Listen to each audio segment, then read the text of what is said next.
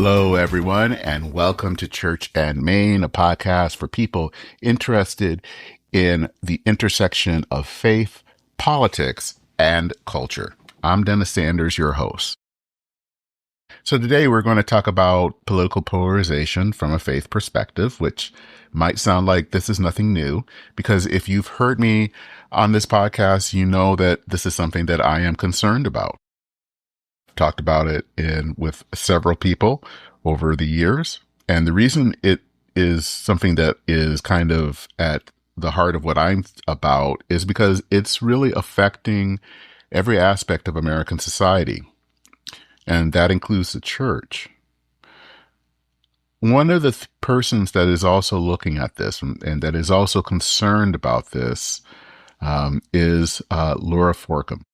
She is a psychologist, writer, and co-host of the We Made This Political podcast. And she wrote something in her own Substack, which is called How to Human, that I found interesting. This is what she said. America isn't breaking apart because people are more extreme. We're breaking apart because our civic relationships are. I wanted to say that one more time. America isn't breaking apart because people are more extreme. We're breaking apart because our civic relationships are. I found that a very interesting quote, and I wanted to talk to Lura. I've been wanting to talk to her for a while, so that's who is our guest today, as we talk about our fraying social fabric and what role faith can play in weaving it back together. A little bit more about Lura. She is also president of the Independent Center and a mom of 3 kids living in Pendleton, South Carolina. So with all that, let us get into this conversation on political polarization, faith, and maybe how potlucks can be part of the answer with Lura Forcum.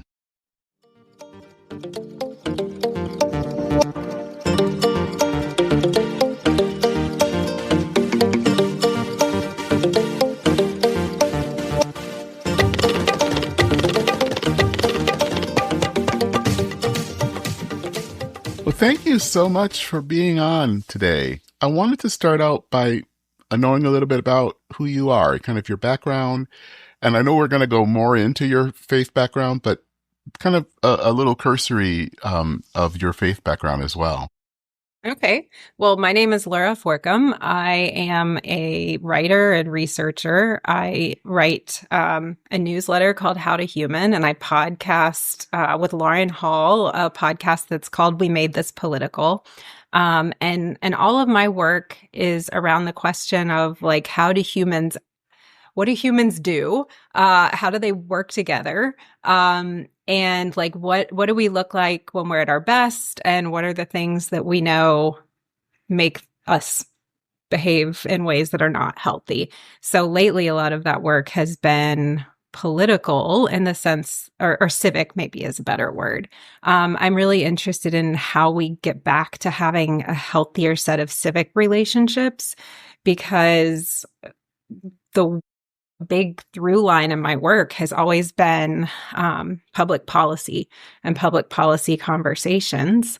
And the polarization and division that we have right now in our country are in the way of making good public policy. And it impacts all of us. It impacts our daily lives. So a lot of my writing and podcasting and work, the big overarching driver for it is, how can we get back to being able to govern ourselves well, so that people feel heard, they can thrive, we can have abundance and richness in our lives in the way that we're meant to. So I have a little bit of an unusual background in that I spent 7 years as a consumer psychology professor. So a lot of my work is grounded in social psychology. And when I went to study psychology, I thought that what I was understanding was how you can persuade people to hear different ideas and to be open to different ideas, especially around public policy. But I kind of inadvertently ended up studying tribalism without Mm, really intending to, and learned a lot about how we behave as members of groups. And obviously, the group that is top of mind for so many people right now is a political group. So that was unintentional, but it's been really important, and it's kind of wrapped in with my religious upbringing and training in some unexpected ways. So I grew up in the Presbyterian Church at a time when I don't ever remember anybody saying PCA versus PCUSA. So that was I'm pre division, I guess. I had a wonderful church family growing up. Um, I still talk about it all the time because it was so wonderful to be known by people besides my family and kind of like understood as my own person separate from my family and appreciated for who I was and my strengths, and also like guided away from my weaknesses. So I feel so fortunate in that regard. Um, and more recently, since I settled here in Clemson, I started attending an Episcopal church. So mm, Episcopalians are not super precious about like whether you're in or not. They don't like Presbyterians. You had to have, I remember from when I was growing up, you had to have a letter of transfer from your church, or you had to have a profession of faith. It was very formal. And my priest was just kind of like, no, if you want to be Episcopalian, come on.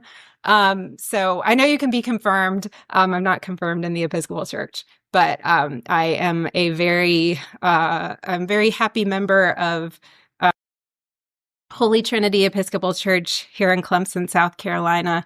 And also down the street from where I live is a very old church that we take care of and use called St. Paul's. It's a historical church. So that's also part of my faith life, although it doesn't have a separate congregation. okay.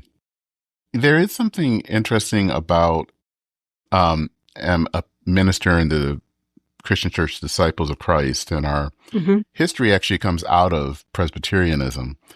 Okay. And it was at a time, I think, one of the founders who came out of that was that Presbyterians were pretty sectarian, Yes. and formal. So when you kind of talked about the whole having, the, formality of things, it's like, yeah, that reminds me of the history of why we came out of that tradition.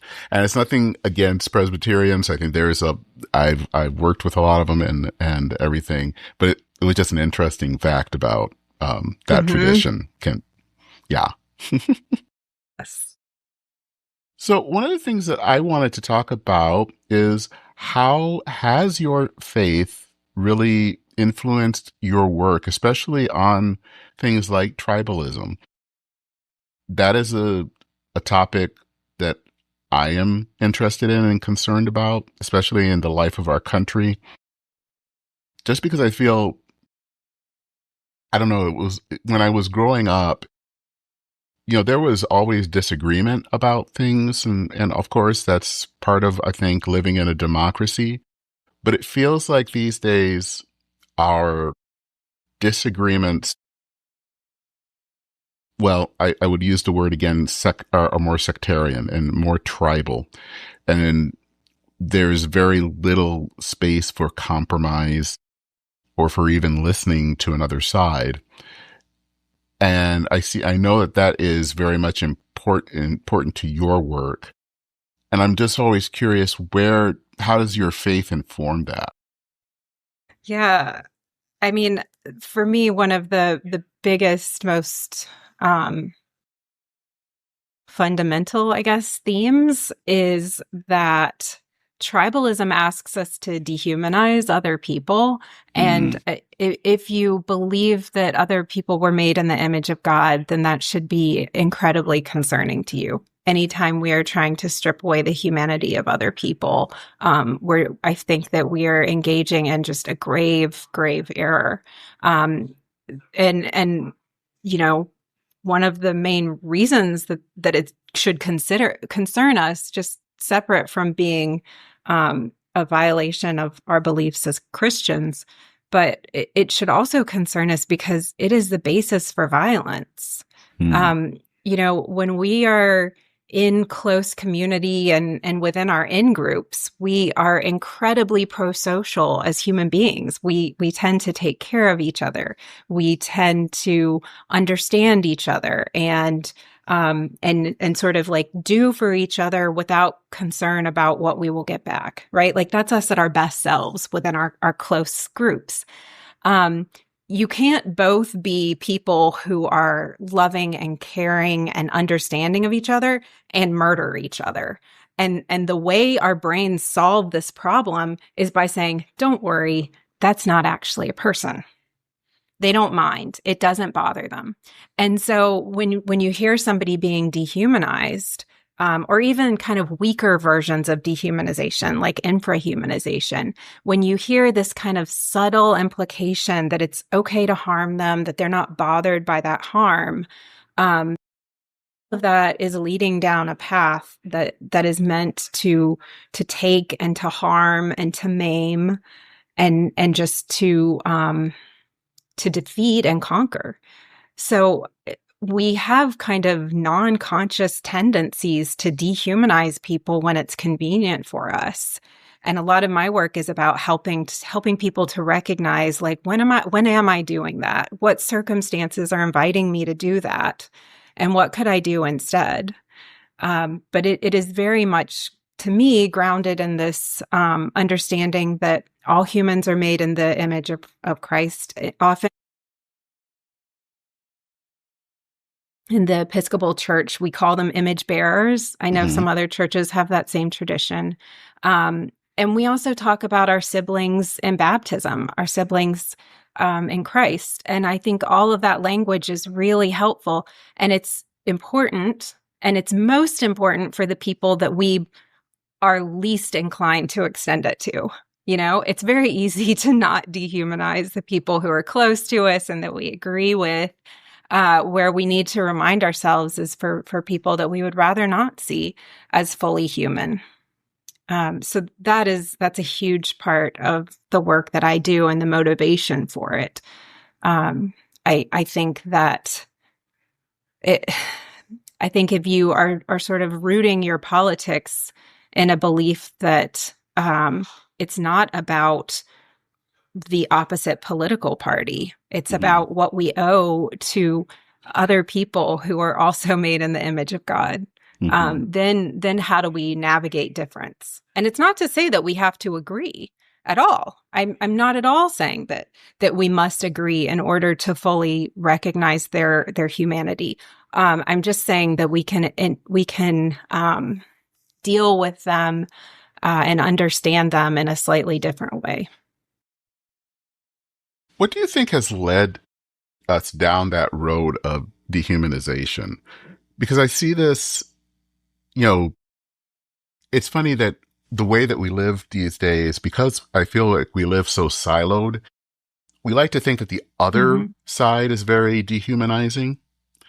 But we don't think that our side is dehumanizing. And what's interesting from what I've observed is that I hear that dehumanizing language on both sides of our political divide. Um, what has led to that? What has led to this point that we can no longer just we can hold together even when we disagree? That we have to believe that if someone disagrees, that they are evil.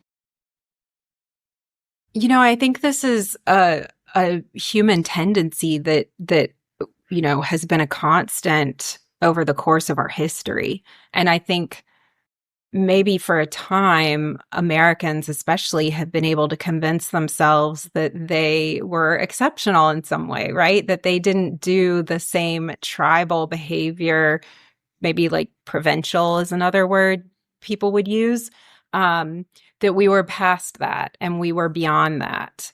And clearly, like, that's not true because we have a really well-trod history of dehumanizing people on the basis of race. But I do think that there have been periods in American history where we've sort of been able to say to ourselves, we're here to make money together. We're here to prosper together. And because of that, we're not going to worry about who's in our tribe and who's not. But for so much of human history, you would have been able to pass somebody on the street and know whether they were from your kin group, from your tribe or band or whatever it is, or not.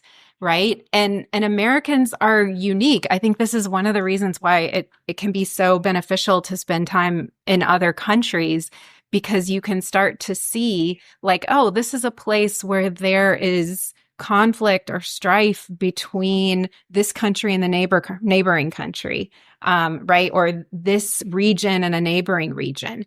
And you see how people relate to each other in that manner, and that they don't see themselves as equal. They see themselves as quite different. I think we at times have kind of lost the ability as Americans to see that distinction. Like, we don't walk by somebody on the street and say, oh, that's the person from the neighboring town, or that's the person from a different state.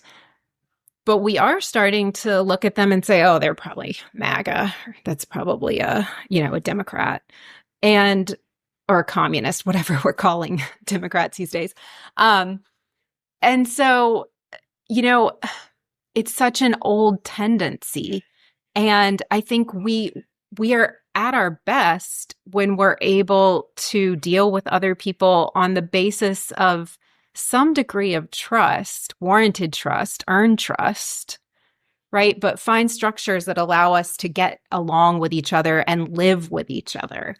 And, I think that political parties and political figures have realized inadvertently that tribalism is sort of this old hardware that's in our brains that they can make use of for profit. It's incredibly motivating, right? And if your job is to raise money or get people to go vote, then having a motivating idea is really important to you. And group membership is a really important motivation. It's just something that, I don't think it's a new thing. I don't think it's a new technology. I just think it's being harnessed in a new way. And it's interesting because Lauren, my podcast co-host, and I were talking about the fact that, 100 years ago, 150 years ago, maybe, the argument people would have been having, maybe longer than 150. Maybe I'm bad at history. Maybe 200, right? Think about the Reformation, right? Like, the argument wouldn't have been political at all. It would have been around the rules of faith and the Protestant Reformation, right? So, like, we seem to be very good at finding something over which to argue. I want people to know, and I kind of write about this. It seems like the reason for our division is related to ideology, but that's not the reason. The reason is that somebody's in the other group. And then we provide supporting evidence afterwards. But, if you actually look at the views and values of Republicans and Democrats, when you survey them, they are so close together on so many policy issues. It's like even more troubling to me, because I think, like, you're willing to dehumanize people on the basis of not even policy disagreement. It's really, in a lot of cases, it's matters of taste and education. Mm-hmm. And I'm not saying that the parties have identical platforms, because that's not true. That's not my claim. But on the whole, there's so much more similarity for individual people's values than there is difference.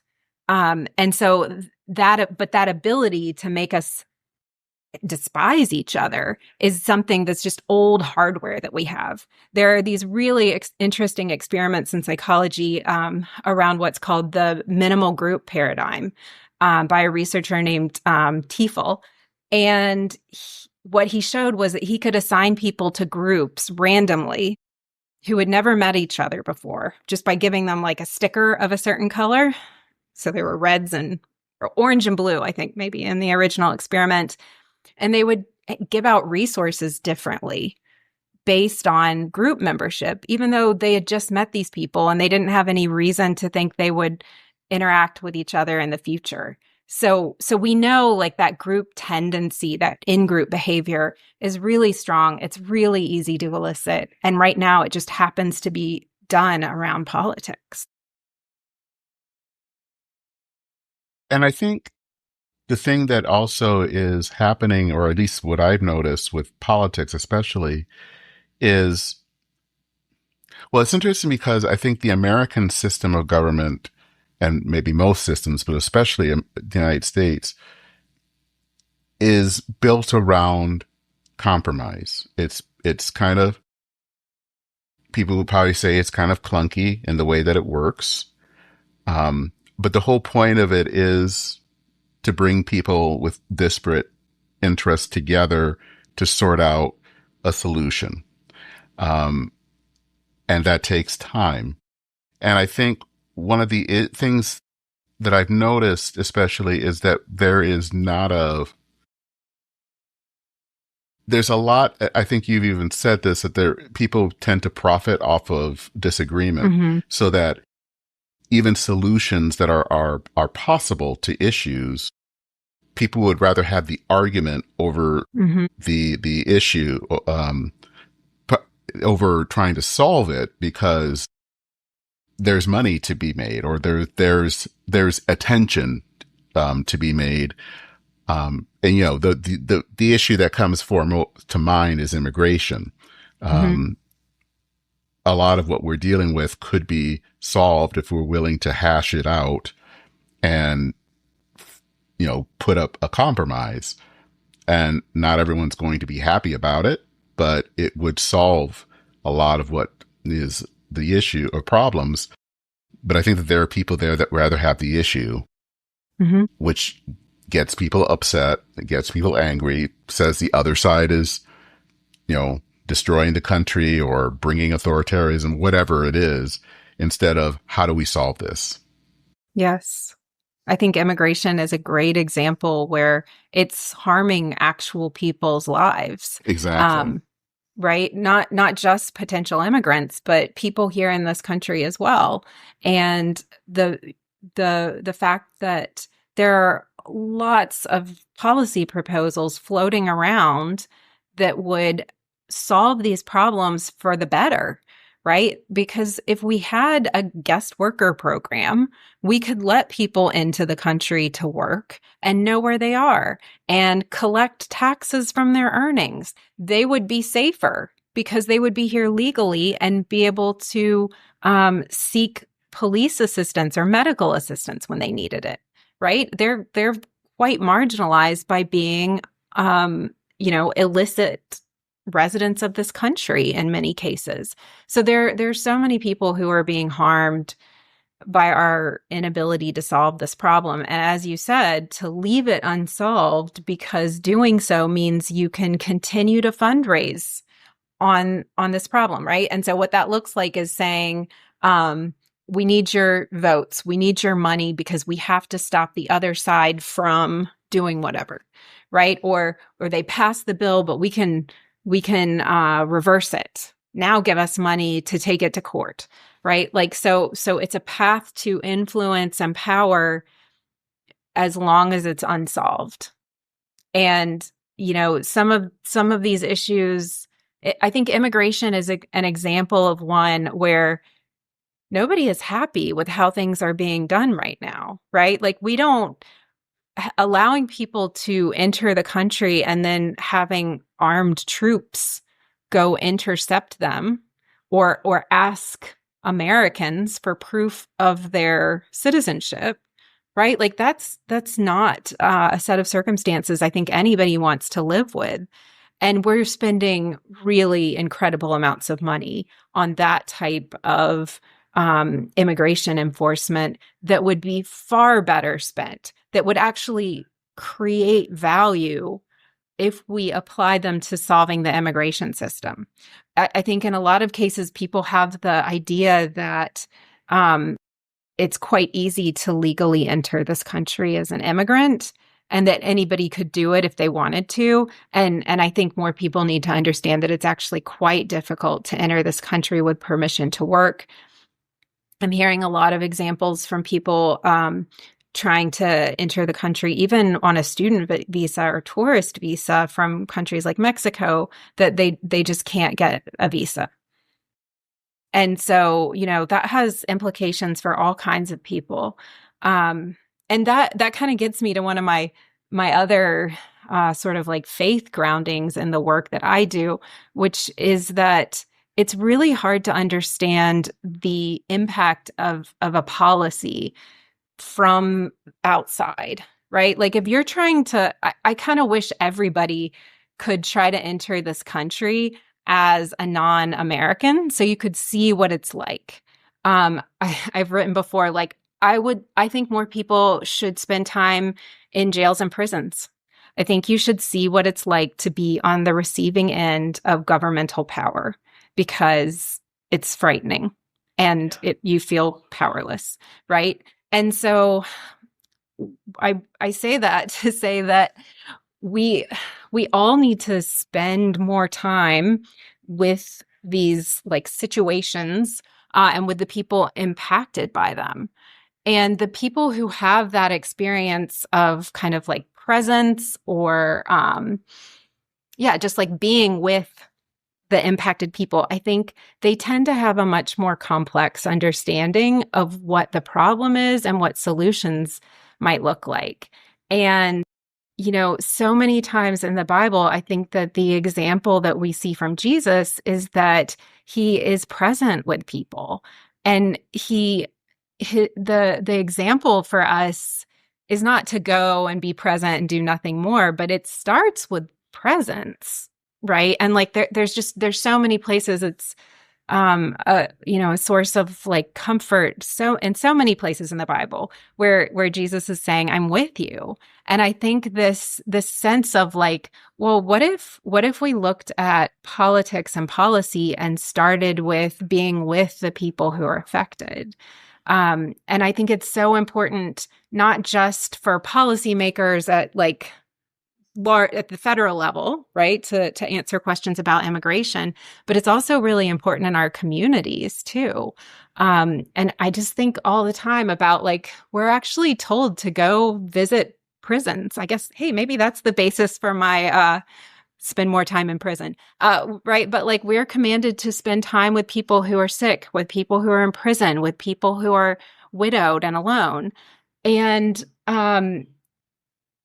we're not told go solve all their problems.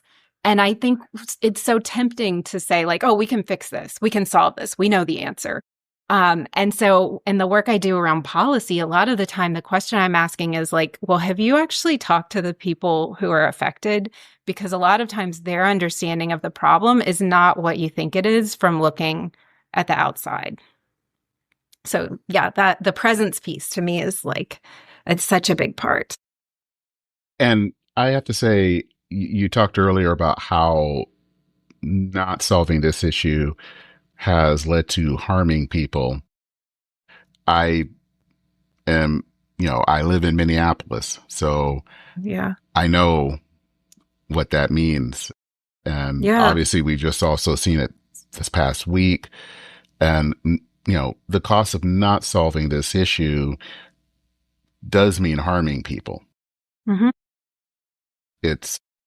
But I think the other thing that is hard is that I worry that there are people out there that kind of are okay with harming people, that don't have a problem with that.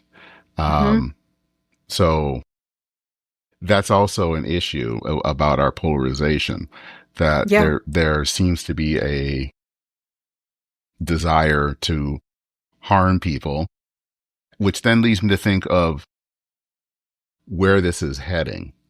How does this dehumanization that occurs on both the left and the right, where do you think that this can head in our culture?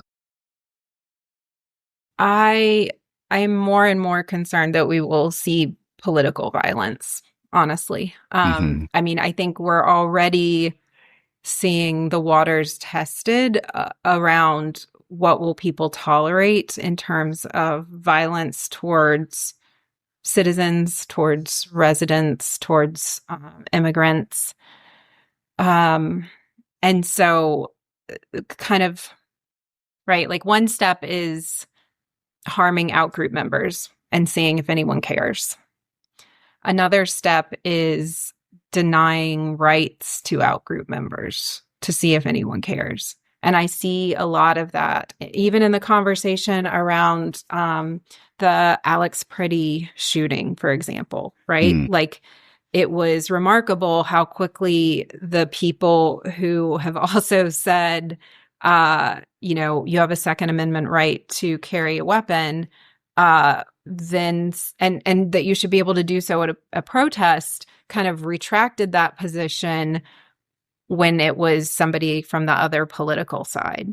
Mm-hmm. So if rights are only for your side, that's to me, this is starting down the path that supports political violence, because what it's saying is those people are not as human as we are. That's why they don't get the rights. The reason they're not as human is because we need to justify harming them, and we need to protect ourselves from them, right? The justification for harming them is the belief that they would harm us first. Like, this is incredibly formulaic. It's not specific to Democrats and Republicans in the United States in the year 2026. Yeah, you could bring up Northern Ireland. You could bring up Rwanda. That's probably an extreme example, but it is an example. Mm-hmm. So, I mean, I certainly would love to be wrong about this prediction, but we've seen this type of civil violence in so many settings that, it has the same ingredients. And, I certainly hope and pray that we are not going to pick up arms against our fellow citizens.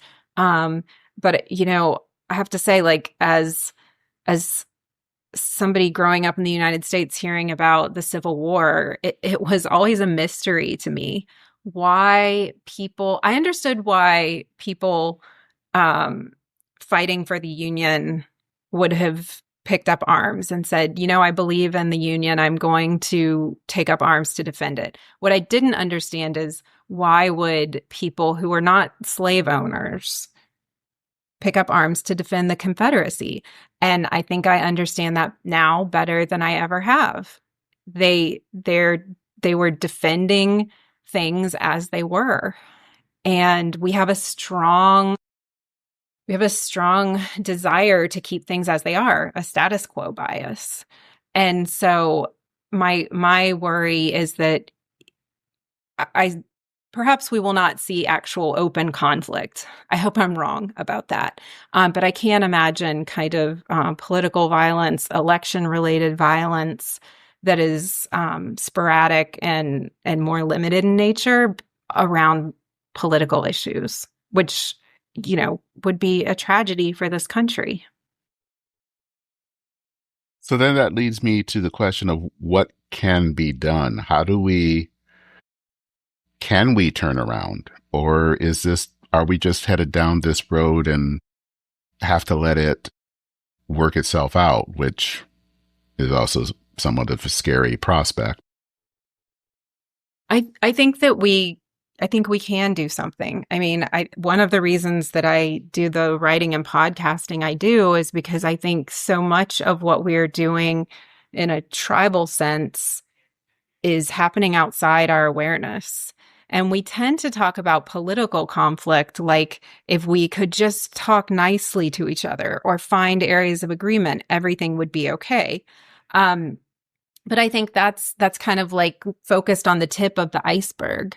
And actually, there's a lot of stuff underneath it that we're going to have to address. And a lot of that stuff we're doing without realizing it.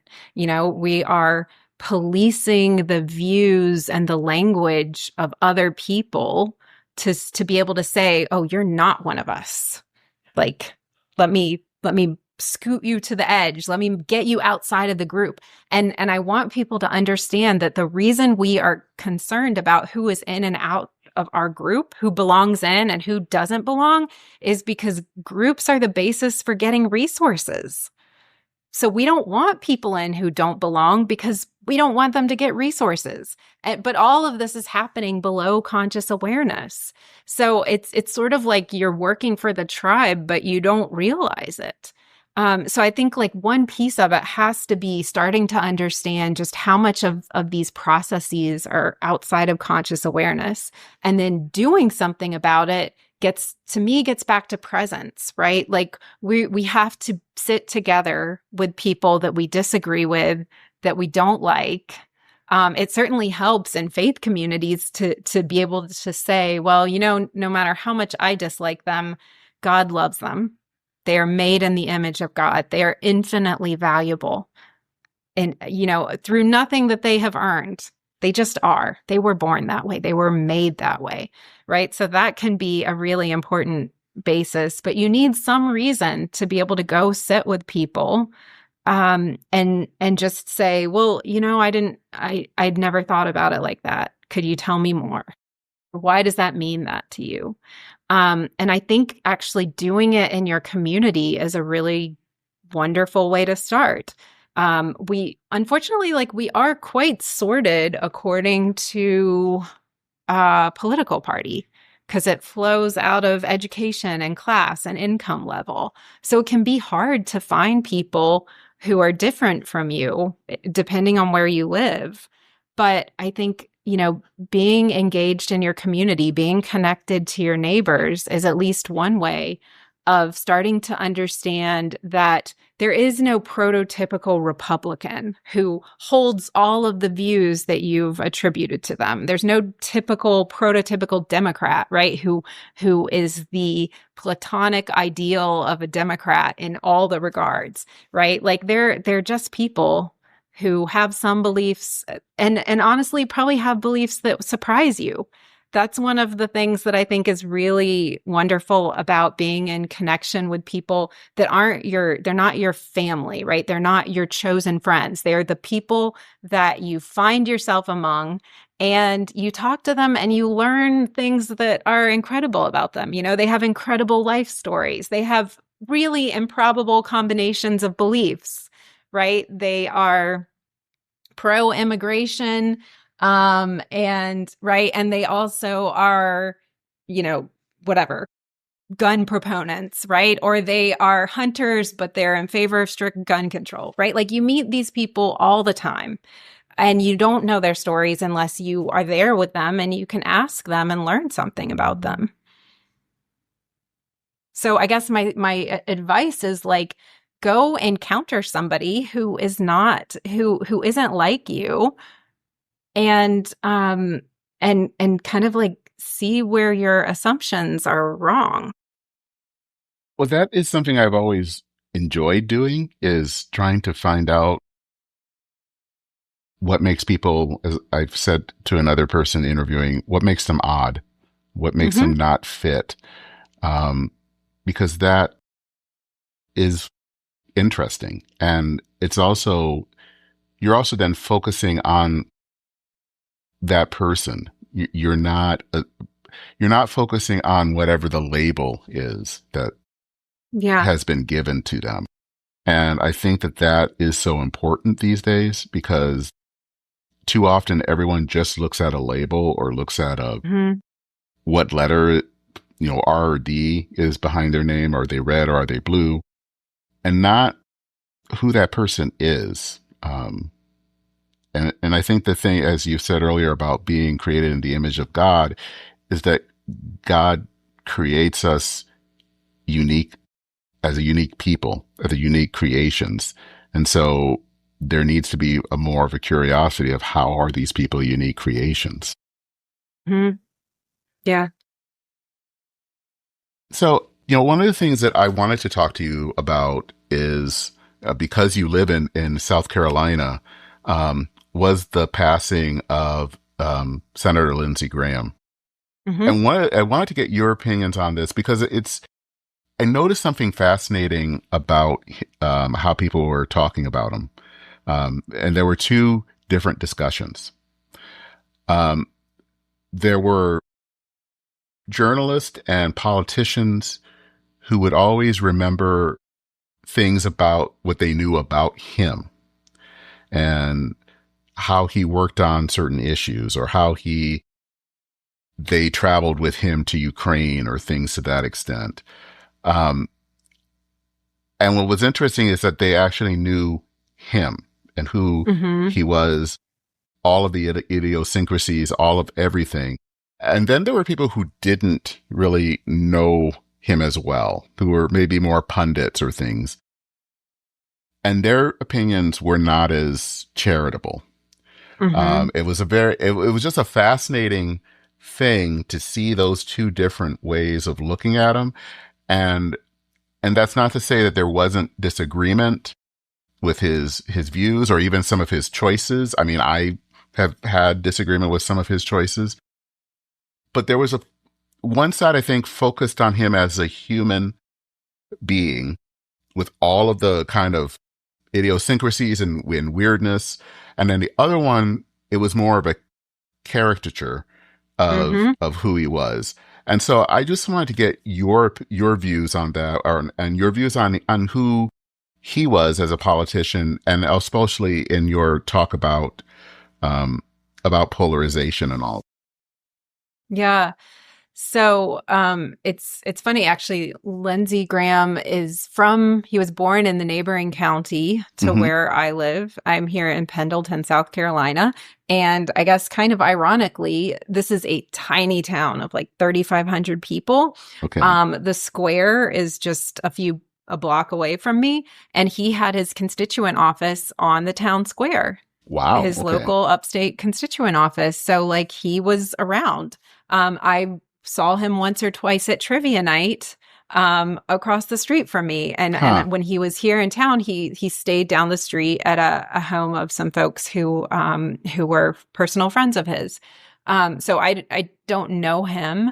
And you know, I was not a supporter of his in any sense, but you know, he is a public servant and a human being. Hmm. And so I think anytime people are celebrating the death of a human being, another human being, um, we are we're in danger, you Hmm.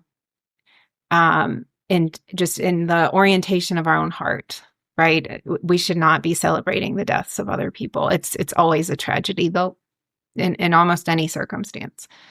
Um, And so it's, of course, a tragedy that he should die for his friends and family and constituents.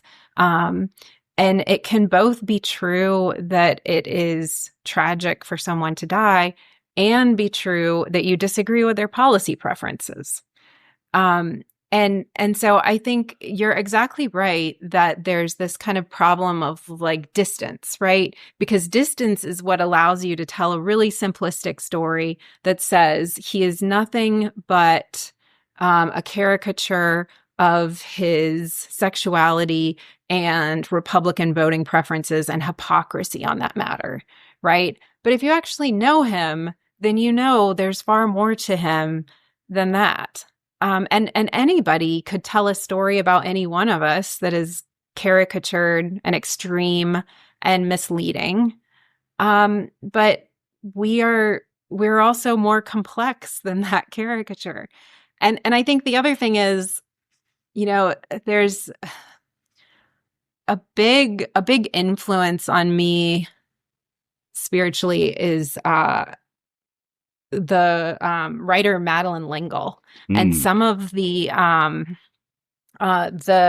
theologian Richard Rohr, Hmm. because they talk so much about uncertainty in faith and like, do we really know what we think we know? Are we sure?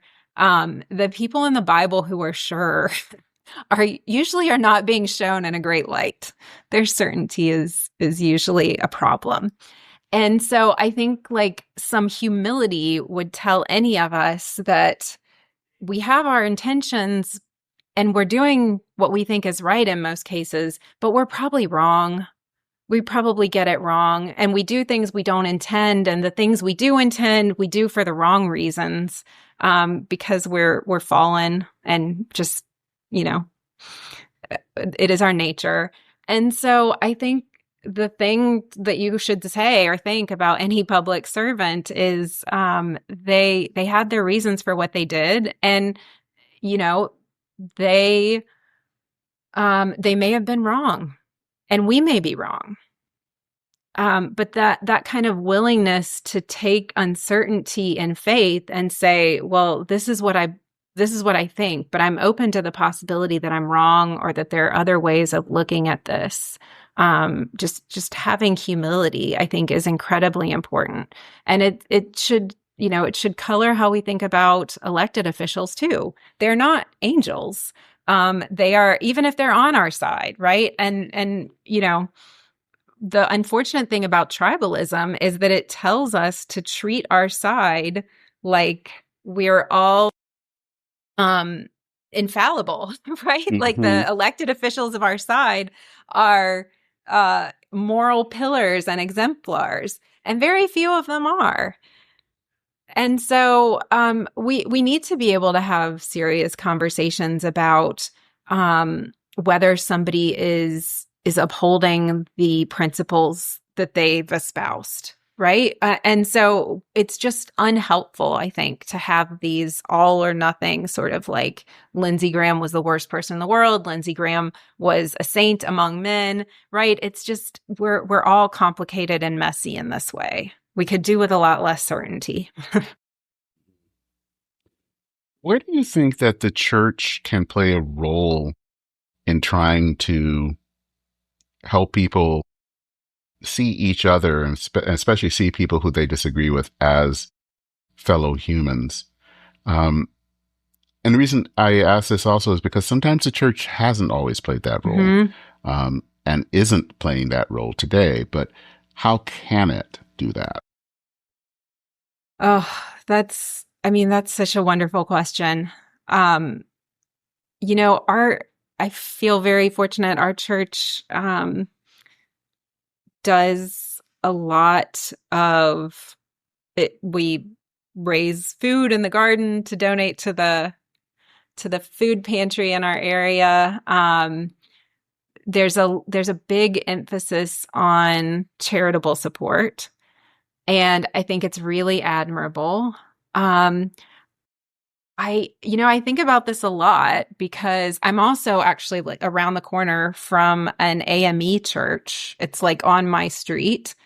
And, and I've been there once. We did an event in Juneteenth week where we talked about race, and I moderated the conversation that it was at this church. And I think a lot about like, it would be nice to visit, but I don't quite feel like I belong there.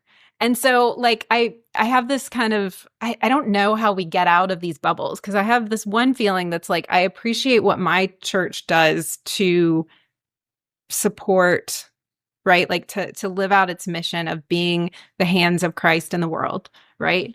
But also like it's happening from a distance. And so I think about like, well, what would we need to do differently to like actually feel like I can go visit the AME church and like they would feel welcome in our church, which is very white. Like, yeah. And so I don't think, and I think it's challenging because it's not like it's the preference of any one person in that church building. It's just kind of us and our groups feeling like, I don't know. Am I welcome there? Will people think that it's odd if I turn up for a Sunday service? Um, yeah, so I don't know. I'm curious what you think the answer to that question is. Like church, I mean, Martin Luther King said that the church hour was the most segregated hour in American life. Like how do we make different choices? Or I don't know, set things up differently. I think it's knowing that you are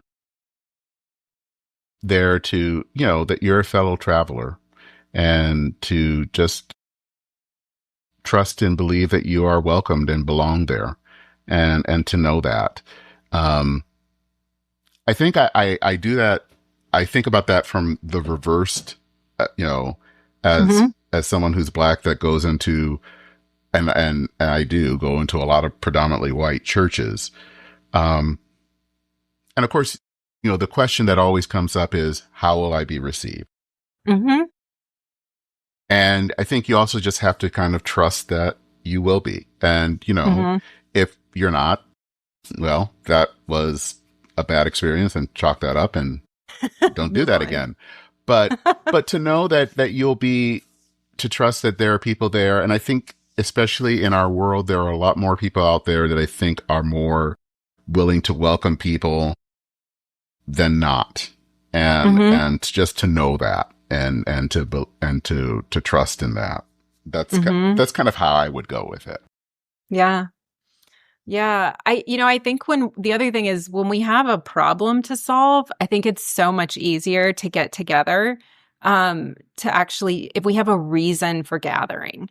I think we're so much better when we have a reason. And so one of the reasons I was just really like humbled and delighted by the Juneteenth conversation we had was because it was really a mix of Black and white people who came together to sit and listen to some ideas that were messy. And we didn't like tie a bow on it at the end. And we just kind of sat there in the mess. And I think that's the example of Jesus in so many cases. And like that is the thing that we can do as Christians too, is just sort of say, well, you know what, I'm here with you. We can figure out what you need, but for right now, I'll be here. Um, and I would love to do more of that.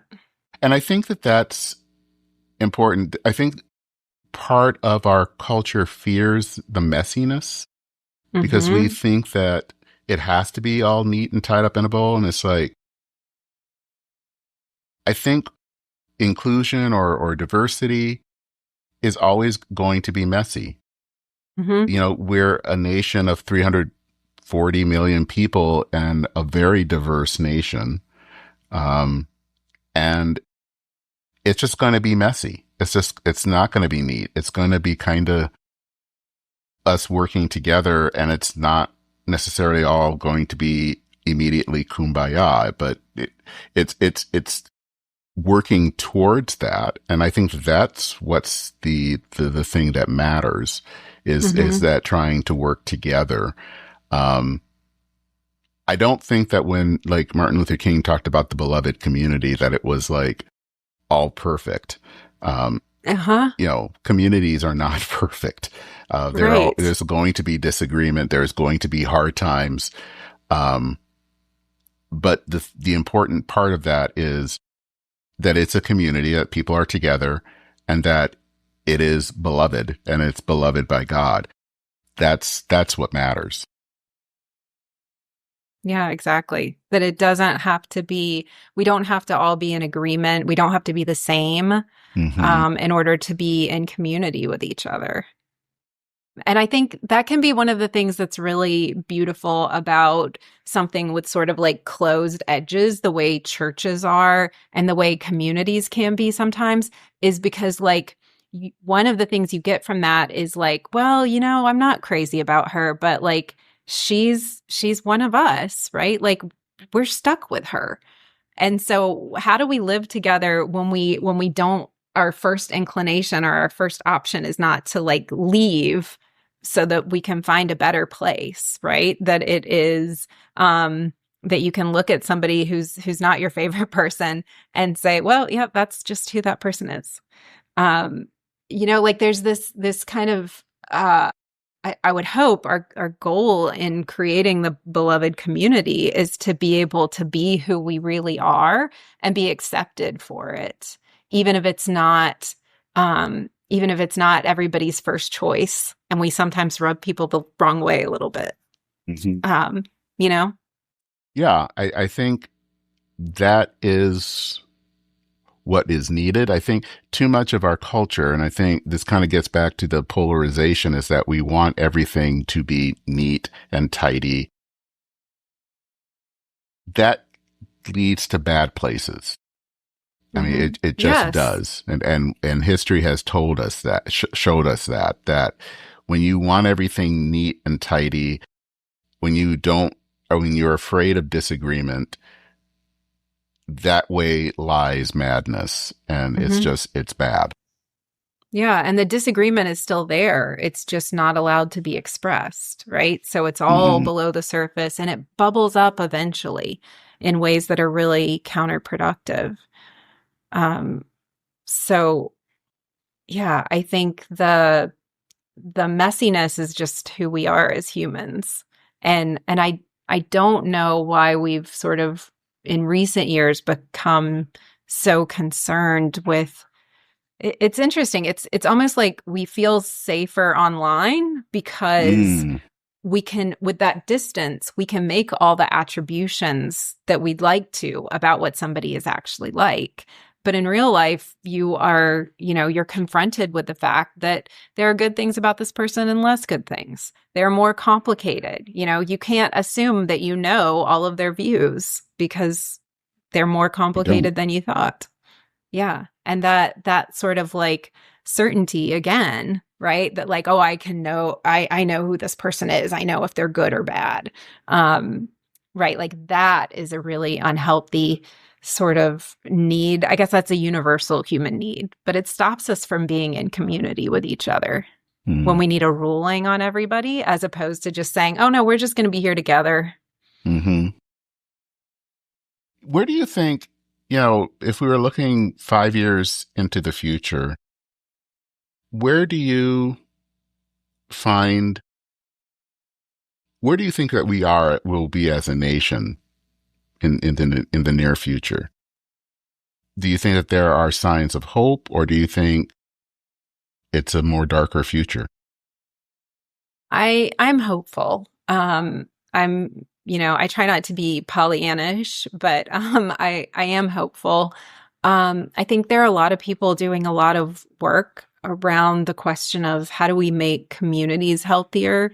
Because I think what they've realized is that, spending all of our time online is not good for us. It's a lot of what's driving this tribalism, right? Is just being fed the same stream of information that supports your beliefs and doesn't challenge any of them, doesn't confront you with messiness. And so the antidote to that is getting people to turn away from the online life and reinvest in the people around them.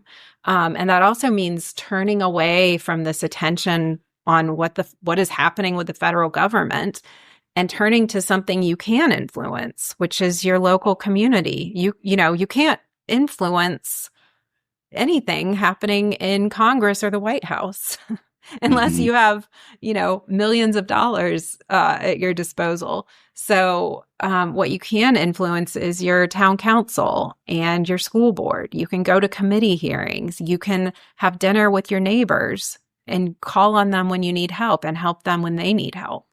And so I think there are a lot of people trying to figure out how you build these communities. There's just some really incredible projects happening all across the country. Um, and that gives me a lot of hope, not just because I think that a lot of what we're seeing now is unhealthy and people are tired of it, but also because it's I feel incredibly fortunate and just like this incredible sense of I feel lucky and I pinch myself sometimes that I have the community that I have. And, I have a potluck every other month and people bring food and it's crowded and we run out of plates and it's like the most wonderful thing. So I'm also happy in the sense that like, I want more people to have that and to say like, hey, if I need something, I can call this neighbor. If I have a question, if I have a problem, somebody will come help me. And, we live in our bodies. we we need to spend time physically in proximity with other people. I especially think we need to eat meals with other people. I think we evolved to do that, and that is like so much of our human existence has been nourishing ourselves together. So I'm hopeful that more people are seeking that out and holding it up as an example. Well, there is It's interesting you think about that, because then that also then centers on the other meal, which Mm-hmm. is communion, and how that can bring people together. And I think that there's a tie between the fact that Jesus Mm, in his ministry focused a lot of things around table, and how that brought people together, and how he welcomed people who wouldn't normally be at a table, or at least that people didn't want yes. them to be at a table. He welcomed them. I think of Zacchaeus, the tax collector. Mm-hmm. And I think that is important. That's Mm-hmm. good to hear that there are more attempts of bringing people together to a table, because that makes people know what we have in common. Yes. I was attending the Episcopal Church in Bloomington, Indiana, a long time ago, and the priest said, "This is not my table. This is God's table. Everyone is welcome here." Which I think is not officially the position of the Episcopal Church. It says you have to be, it says you have to have been baptized to receive communion. But that wasn't his point. But I love that idea. I know that different churches have different practices around who may receive communion, and I respect their right to make those determinations. But I do think that inviting somebody into your home to share a meal is something that has just communicated trust and inclusion. And I think, to your point about Zacchaeus, right? Like, part of why that matters is not just inclusion for the benefit of Zacchaeus, but it was also Jesus saying, like, this person is okay with me, Mm-hmm. right? Like that, and that is important for all of us to see, because we are all Zacchaeus, even though we Ooh, imagine yeah. that we are somebody else. Um, it's funny how we have this human tendency to sort of say, um, don't worry, there's plenty of grace for you and you need it. And you can have But I'm mine. I okay. am Yeah. actually, yeah, exactly. It's like, no, you're not. You're not okay. No, You're we're not not. okay. We're not okay. But we're not okay, and we're not inviting people to the table because we're okay. We're inviting them to come share a meal with us so we can be messy, broken humans together. Yeah, I will have to remember that we are actually all Zacchaeus, because I think we like to think, well, I'm not Zacchaeus, and like, yeah, yeah, yeah. Well, if people want to know more about you, I know you have a really good podcast. Mhm. Where should they go? Um, How to Human is my Substack newsletter, which is free.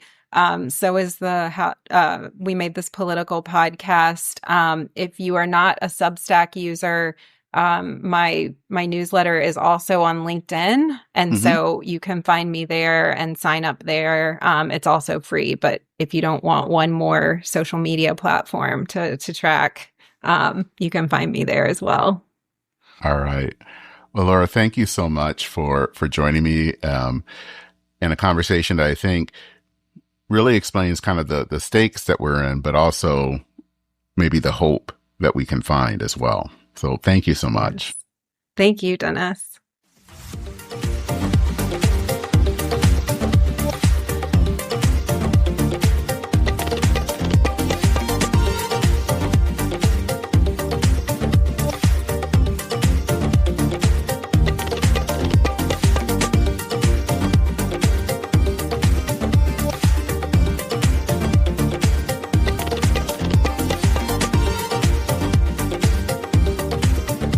As always has been the case, I'd love to hear what your thoughts are on the episode. You can always send me an email at churchandmain@substack.com. I will include links to the We Made This Political podcast, to Laura's own Substack, How to Human, for your information and for your perusal. Also, if you want to learn more about this podcast, listen to past episodes, or donate, as usual, check us out, churchandmain.org. You can also visit churchandmain.substack.com to read related articles. Also, these episodes do appear about a week after they appear on the main website on Substack. Not all of them, but a good chunk of them. So you can check that out there. You can become a paid subscriber on Substack. There's nothing beyond the paywall. Behind a paywall. So if you subscribe, it's kind of I treat it as a donation, but it is $5 a month, $60 a year if you are interested.